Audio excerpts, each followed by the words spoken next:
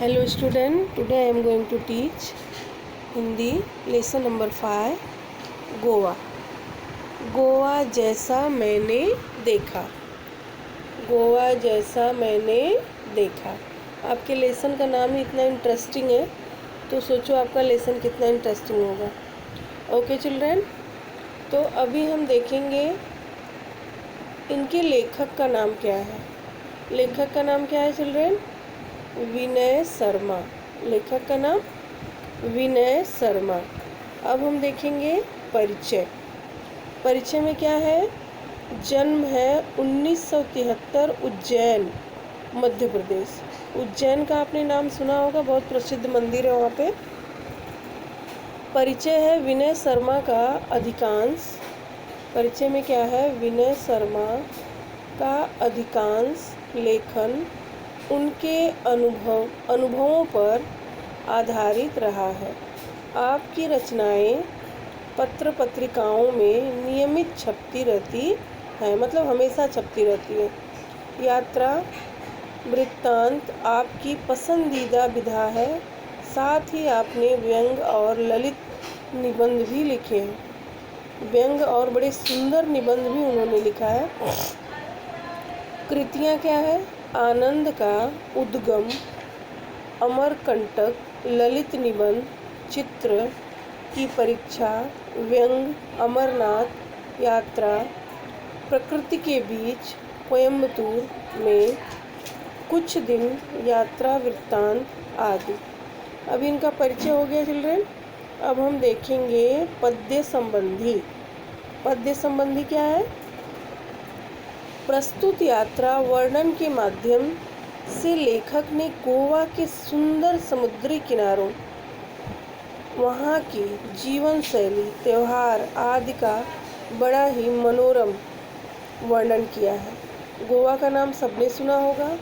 गोवा का जो दृश्य होता है उसका मनोरम दृश्य उन्होंने वर्णन किया है। किसने वर्णन किया है? लेखक ने।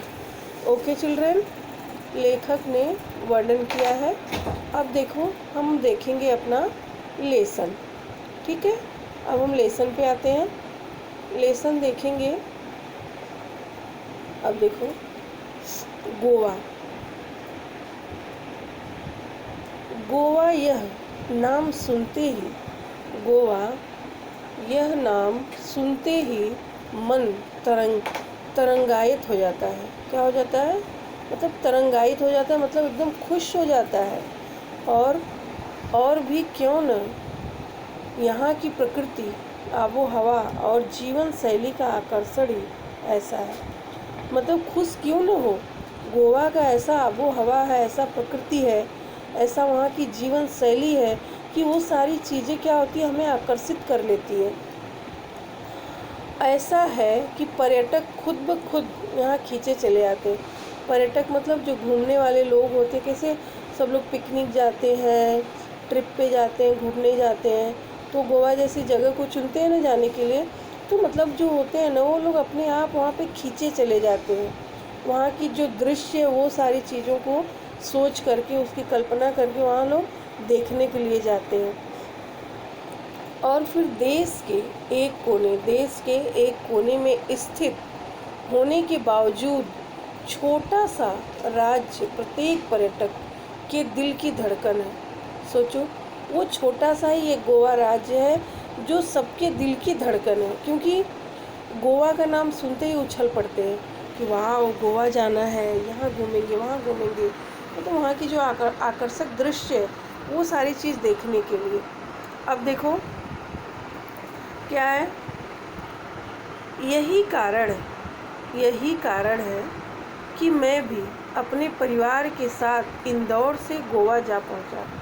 मतलब यही कारण, मतलब उसकी जो सुंदरता है, जो उसका वर्णन किया जा रहा है, वही कारण है कि मैं मेरे पूरे परिवार के साथ गोवा जा पहुंचा। और खंडवा से मेरे साढ़ू साहब भी सपरिवार हमारे साथ शामिल हो गए। अब देखो खंडवा से उनके साढ़ू साहब सपरिवार साथ शामिल हो गए, मतलब वो भी आ गए वहाँ पे गोवा में घूमने के लिए। ओके, अब हम देखेंगे 23 नवंबर को जब गोवा एक्सप्रेस मडगांव रुकी तो सुबह का उजास हो गया था। यानी कि 23 नवंबर को जब एक्सप्रेस मतलब एक्सप्रेस ट्रेन जो गोवा जाने वाली है वो मडगांव में जाकर रुकती है, सुबह का उजास हो गया था, मतलब कि सूर्य की किरणें निकल चुकी थी। एक टैक्सी के हॉर्न ने मेरा ध्यान उसकी ओर खींचा और हम फटाफट उसमें बैठ गए। अब देखो, हमें किधर जाना रहता है, हम ट्रेन से उतरते हैं, ऑटो लेते हैं, टैक्सी लेते हैं, बस लेते हैं, या जिसकी खुद की गाड़ी हो वो लेते हैं, तो हम जहाँ हमको जाना रहता है जिस स्थान पे वहाँ पे हम पहुँचते हैं। तो इन लोगों ने क्या किया कि टैक्सी का जैसे हॉर्न सुनाई दिया, फटाफट उसके पास गए, उसकी ओर खींचे चले गए और फटाफट जाके उसमें बैठ गए। और टैक्सी एक पतली सी सड़क पर दौड़ पड़ी। टैक्सी क्या की, एक पतली सड़क थी, उस पर दौड़ पड़ी, मतलब वो चलने लगी। शीतल हवा के झोंकों से मन प्रसन्न हो गया। आपको पता है ना, जब हम गाड़ी में बैठते हैं तो हवाएं बहुत चलती हैं, और ऐसी जगह पे तो हम जाएंगे तो शीतल हवा तो हमको मिलने वाली है। तो वहाँ पे जब वो लोग टैक्सी में बैठे, जब टैक्सी चलने लगी तो ऐसा लगा आनंद लेने लगे शीतल हवाओं का, और यात्रा की सारी थकान मिट गई। मतलब उस हवाओं से क्या हो गया, उनकी यात्रा की सारी थकान मिट गई। और अभी देखो वो क्या करेंगे, जब उनकी थकान मिट गई तो वो मैं सोचने लगा कि पर्यटन का भी अपना ही आनंद है। मतलब वो सोचने लगा कि अगर घूमने का अपना ही आनंद है, हम लोग ऐसे ही घूमेंगे तो उसका आनंद ही कुछ और है। और जब हम जीवन की कई सारी समस्याओं से जूझ रहे हों तो क्या होता है, उनसे निजात पाने का सबसे अच्छा तरीका पर्यटन ही है। क्या बोल रहे हैं कि अगर हम जीवन की किसी मुश्किल घड़ी से, तकलीफ घड़ी से जूझ रहे हैं, तो अगर हम कहीं पे पिकनिक, कहीं पे ट्रिप या कहीं अच्छी जगह पे घूम आएंगे तो हमारा जो मन है वो फ्रेश हो जाएगा। मतलब हम फिर हमारे जीवन में अच्छा होने लगेगा, ऐसा सोच रहे हैं। अच्छा तरीका है पर्यटन की। और फिर बदले हुए वातावरण के कारण मन जो है तरोताज़ा हो जाता है। मन क्या हो जाता है, तरोताज़ा हो जाता है, तथा शरीर को कुछ समय के लिए विश्राम मिल जाता है। क्या बोल रहे हैं कि जैसे कि अगर हम अच्छी जगहों पे घूम के आते हैं ना, तो हमारे शरीर को क्या हो जाता है, बड़ा आराम मिल जाता है। अब आपको पता है नरीमन पॉइंट पता है, और ये बीच आपको सब पता है ना। वहाँ पे जब भी हम जाते हैं अच्छे मौसम में, तो वहाँ की जो हवाएं होती हैं हमारे इसमें तरोताज़ा हो जाते हैं ना मन अपना, तो फिर हम उसको क्या करने लगते हैं, देखने लगते हैं। फिर हमारे पूरे बॉडी में ऐसा लगता है कि वही चीज़ है जो हमने वहाँ पे महसूस किया था, कुछ दिनों तक रहता है। तो इसलिए वो बोल रहे हैं कि हमारे मतलब ऐसे माहौल में जब हमारा मन दुखी हो, तो अगर हम पर्यटन सबसे अच्छा तरीका है। और वहाँ जाने के बाद हमारा वातावरण जो होता है, मन के कारण मन तरोताज़ा हो जाता है और शरीर में कुछ समय के लिए विश्राम मिल जाता है। मतलब ऐसा लगता है कि हम बहुत रिलैक्स फील कर रहे हैं। और इसके बाद क्या है, कुछ देर बाद हमारी टैक्सी मडगांव से 5 किलोमीटर दूर दक्षिण में स्थित कस्बा बेनालियम के एक रिसोर्ट में आकर रुक गई। अब देखो, एक बेनालियम है जहाँ पे एक रिसोर्ट है, ये बेनालियम एक रिसोर्ट है। तो वहाँ पे जाके उनकी टैक्सी क्या हुई, रुक गई। यह रिसोर्ट हमने पहले से बुक कर लिया था। मतलब क्या कर लिया था, पहले से उन्होंने बुकिंग कर लिया था कि हमें यहाँ पे जाना है, इस रिसोर्ट में रुकना है, ऐसा। और इसलिए औपचारिक खानापूर्ति कर हम आराम करने के इरादे से अपने इंस्टीट्यूट में चले गए। मतलब उन्होंने पहले से बुकिंग किया, तो सब व्यवस्था पहले से ही थी, और वो लोग गए, खाना पीना किए, जो भी औपचारिकता थी वो निभाए उन लोगों ने। और सब लोग खाने पीने के बाद अपने इंस्टीट्यूट में चले गए, मतलब अपने कमरे में चले गए, मतलब अपने जहाँ पे बुकिंग जिसकी थी वहाँ पे चले गए, और फिर वो लोग आराम करने लगे। और इससे पहले कि हम कमरों से बाहर निकले मैं आपको गोवा की कुछ खास बातें बता दूं। मतलब कि इससे पहले बोल रहे हैं कि अगर मैं कमरे से बाहर निकलूं तो आपको मैं कुछ खास बातें गोवा की बताना चाहता हूँ। दरअसल गोवा राज्य 2 भागों में बटा हुआ है। क्या हुआ है? गोवा राज्य 2 भागों में बटा हुआ है। और जब 2 भागों में गोवा राज्य वो बता रहे हैं कि बटा हुआ है, फिर क्या हुआ? दक्षिण गोवा तथा उत्तर गोवा जिला, इसकी राजधानी पणजी मांडवी नदी के किनारे स्थित है। क्या है? पणजी मांडवी नदी के किनारे स्थित है। और यह नदी काफ़ी बड़ी है। यह नदी क्या है? काफ़ी बड़ी है। फिर जो मांडवी नदी वो जो है वो बहुत बड़ी है। मतलब काफ़ी बड़ी, मतलब बहुत बड़ी है। और तथा वर्ष भर पानी से भरी रहती है। मतलब वो पूरे वर्ष क्या रहता है? पानी से भरी रहती है। वो कभी खाली नहीं रहती है। आपको पता है ना, सीज़न में नदियाँ भरती हैं, फिर सूख जाती हैं गर्मी के मौसम में। लेकिन वो जो नदी है ना, वो कभी भी खाली नहीं रहती, वो हमेशा भरी रहती है।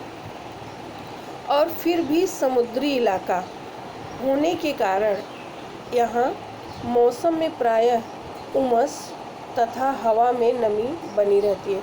मतलब वहाँ पे नदी भरी रहती है तो भी वो समुद्री इलाका है। इसके लिए समुद्री इलाका होने के कारण मतलब वहाँ का मौसम जो प्रायः जो है ना वो बदलता रहता है।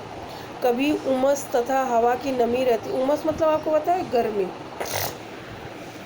तो वो रहता है, नमी रहती है। और शरीर चिपचिपाता रहता है। चिपचिपाता मतलब जब बहुत गर्मी होती है ना शरीर में, तो ऐसा लगता है चिपकू जैसा लगने लगता है।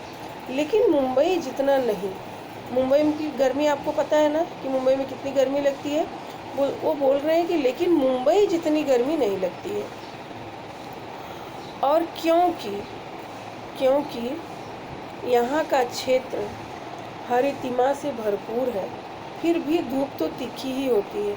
हरितिमा से भरपूर मतलब वहाँ पे हरियाली बहुत रहती है, लेकिन फिर भी धूप तो तीखी ही होती है। क्या बोल रहे हैं? धूप तो तीखी होती है। और फिर हम देखेंगे लेखक क्या बोल रहे हैं कि यूँ तो गोवा अपने खूबसूरत सफ़ेद रेतीले तटों, महंगे होटलों तथा खास जीवन शैली के लिए जाना जाता है। गोवा किसके लिए जाना जाता है? अपने खूबसूरत जो सफ़ेद रेतीले तटे हैं, महंगे होटलें हैं तथा जीवन का शैली के लिए जाना जाता है। लेकिन इन सब के बावजूद यह अपने में एक सांस्कृतिक विरासत भी समेटे हुए है। मतलब इन सब के बावजूद भी उसके अंदर क्या एक सांस्कृतिक विरासत है जो खुद में समेट के रखा हुआ है। यहाँ की शाम बड़ी अच्छी होती है।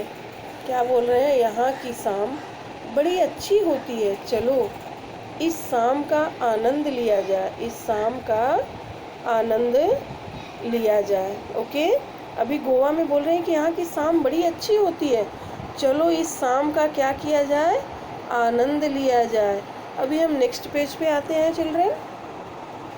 तो देखते हैं यहाँ पे क्या है? आनंद लिया जाए। और आनंद के लिए बेनालियम बीच की ओर चले। मतलब वो और ज़्यादा आनंद के लिए कहाँ पे चले? बेनालियम बीच के ओर चले। और आप भी चले, क्योंकि बहुत ही खूबसूरत तथा शांत जगह बेनालियम है। मतलब कि वो दोनों परिवार चल दिए क्योंकि वहाँ की जो जगह थी वो बड़ी ही शांत और खूबसूरत थी। कौन सी जगह? बेनालियम की। और दिन भर की थकान तथा उमस भरी गर्मी, शाम को बीच पर जाना पड़ा। अच्छा लग रहा था। मतलब दिन भर की जो थकान थी, उमस थी, गर्मी थी, और शाम को जब उस बीच पे जाना पड़ा तो बड़ा अच्छा लग रहा था। मतलब कि बड़ा ही अच्छा लग रहा था और तरोताज़ा मन हो जाता था। और रिसोर्ट से बीच की दूरी कोई 1 किलोमीटर की थी। मतलब रिसोर्ट में जहाँ वो लोग रुके थे और बेनालियम की दूरी करीबन 1 किलोमीटर थी। लेकिन जल्दी चलने के बाद यह भी दूरी तय हो ही नहीं पा रही थी। मतलब क्या, जल्दी चलने के बाद भी ये दूरी जल्दी से तय नहीं हो पा रही थी। मतलब क्योंकि हमें जहाँ जाने की बड़ी घाई रहती है ना, तो ऐसा लगता है कि हम बहुत लेट हो रहे हैं। तो ऐसा उनको भी लग रहा था, बहुत अच्छी जगह पे जाना है और हम जल्दी पहुँच नहीं पा रहे हैं। और फिर अरब देखने का उत्साह बढ़ता ही जा रहा था। क्या देखने का उत्साह बढ़ता ही जा रहा था? अरब देखने का उत्साह बढ़ता ही जा रहा था। तभी अचानक लहरों की आवाज़ सुनाई दी। किसकी आवाज़ सुनाई दी? लहरों की। तभी अचानक लहरों की आवाज़ सुनाई दी, जो किसी रणभेदी की तरह थी। जो किसी रणभेदी की तरह थी। रणभेदी मतलब आपको पता है ना, जैसे आपने रामायण में सुना है, लंका भेदी विभीषण, ऐसा। तो हम सभी दौड़ पड़े। क्यों दौड़ पड़े? क्योंकि उनको एक आवाज़ सुनाई दी लहरों की। सड़क पीछे छूट गई थी। मतलब वो इतना फटाफट चल रहे थे कि सड़क उनसे पीछे छूट गई। अब हम सड़कों पे आगे बढ़ते जाएंगे तो जो पीछे वाली सड़क है वो हमसे तो छूटती ही जाएगी ना। और इसलिए रेत पर तेज़ी से दौड़ना मुश्किल हो रहा था। सड़क छूट गई और रेत पे तेज़ी से दौड़ना, मतलब फास्ट दौड़ना बहुत ही कठिन हो रहा था, मुश्किल हो रहा था। फिर भी धंसे हुए पैरों की पूरी ताकत से उठा कर भाग रहे थे। फिर भी धंसे हुए पैरों से पूरी ताकत से क्या कर रहे थे? उठा के भाग रहे थे। और खूबसूरत समुंदर देखते ही मैंने उसमें जाकर लिपट गया। मतलब खूबसूरत समुंदर देखते ही, अब लिपटने का मतलब है उसको गले से लगाना नहीं होता है, ऐसा हमको फीलिंग आती है, महसूस करते हैं कि जहाँ पे समुंदर की लहरें आती हैं, सुंदर हवाएं आती हैं शीतल, तो ऐसा लगता है कि हम उसको एकदम लिपट से गए हैं, ऐसी फीलिंग आती है। अब इधर देखिए, इधर बच्चे रेत का घर बनाने में जुट गए। जो बच्चे गए थे वो रेत का घर बनाने में जुट गए, है ना। लहरें उनका घर गिरा देती तो वे दूसरी लहर आने के पहले फिर नया घर बना लेते। मतलब बच्चे लोग फटाफट घर बना रहे थे और जब लहर आ रही थी तो लहरें घर को तोड़ दे रही थी।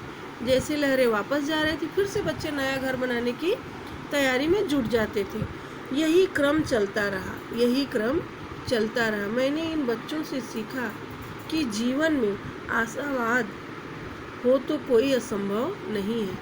बोल रहे लेखक कि मैंने इन बच्चों से सीखा कि जीवन में आशावाद होना बहुत ही ज़रूरी है, वो तो असंभव नहीं है। मतलब कि अगर हम कोई काम कर रहे हैं, हमारा काम बिगड़ जाता है तो हमें हार नहीं मानना चाहिए, हमें उस पर तत्पर रहना चाहिए कि एक बार बिगड़ गया तो दूसरी बार हम नया बना लेंगे। ऐसा उन बच्चों से उन्होंने सीखा। और शाम गहराने पर हम किनारे पर बैठ गए। मतलब जो शाम गहराने लगती, जब एकदम अंधेरा शाम होने लगता है तो क्या किए, वो वहाँ पे जाके किनारे पे बैठ गए। मानो लहर कह रही हो कि बनने के बाद मिटना ही नियति है। क्या वो लहर कह रही है? बनने के बाद मिटना ही नियति है। अब जैसे नियति को आप लोग सोच सकते हैं कि जन्म लेना भी नियति है और मरना भी नियति है। ये दो ही चीज़ें जीवन में सबसे बड़ी सत्यता है। यही सत्य है, यही जीवन का भी सत्य है। जैसे मैंने आपको अभी बताया कि अगर कोई चीज़ हमें नियमित तरह से मिल रही है, आ रही है, तो उसको मिटना ही है। और आपको पता है, अगर हमको कहीं जाना है तो हमें घर वापस आना ही होता है। ये हमारी नियति है। अगर हमारा जीवन, इस धरती पे हमारा जन्म हुआ है तो मरना भी उतना ही सत्य है। ये हमारी नियति है। ओके चिल्ड्रन, तो अभी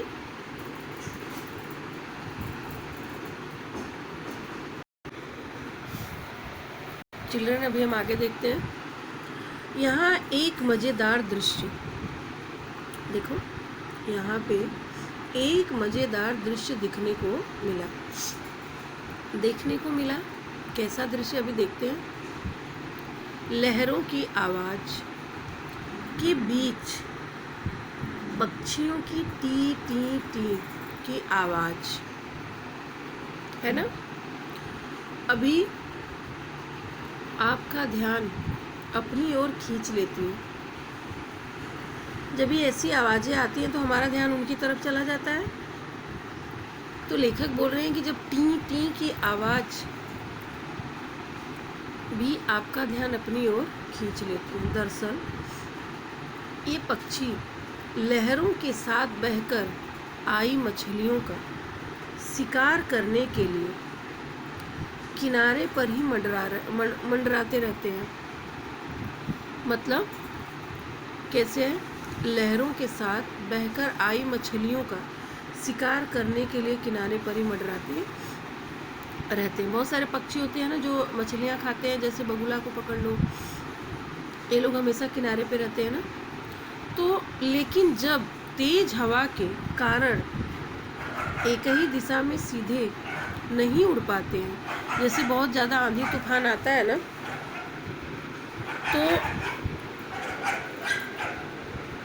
तो एक ही दशा में क्या होता है ना, वो सीधे क्या करते हैं वो लोग, जब हवा तेज़ी से बहती है ना तो एक ही दिशा में वो नहीं उड़ पाते हैं। और फिर और क्या होता है कि जब वो नहीं उड़ पाते हैं, फिर मछलियों के शिकार करने के लिए मंडराने लगते हैं। और जब हवा बहुत तेज़ से आती है तो एक साथ उड़ नहीं पाते हैं, मतलब एक दिशा में। तो क्या करते हैं वो, सुस्ताने के लिए किनारों पर बैठ जाते हैं। क्या करने के लिए? आराम करने के लिए सुस्ताने के लिए किनारों पर बैठ जाते हैं। यहाँ बैठे कुत्तों को इसी बात का इंतज़ार रहता है, यहाँ बैठे कुत्तों को इसी बात का इंतज़ार रहता है कि मौका मिलते ही इन पर झपट पड़ते हैं। अब कुत्ते लोग भी ये सारी चीज़ों को खाते हैं, तो उनको इंतज़ार रहता है कि कब हमको मौका मिले और हम इस पे झपट पड़े, जैसे बिल्ली चूहे पे झपटती है ना। लेकिन बेचारे कुत्ते को सफलता कम ही मिल पाती है। लेकिन बेचारे कुत्ते को सफलता क्या मिलती है? बहुत कम ही मिल पाती है। और पक्षियों का बैठना, कुत्तों का दौड़ना, पक्षियों का टी टी टी कर उड़ जाना, यह दृश्य सैलानियों का अच्छा मनोरंजन करता है। यह दृश्य सैलानियों का अच्छा मनोरंजन करता है।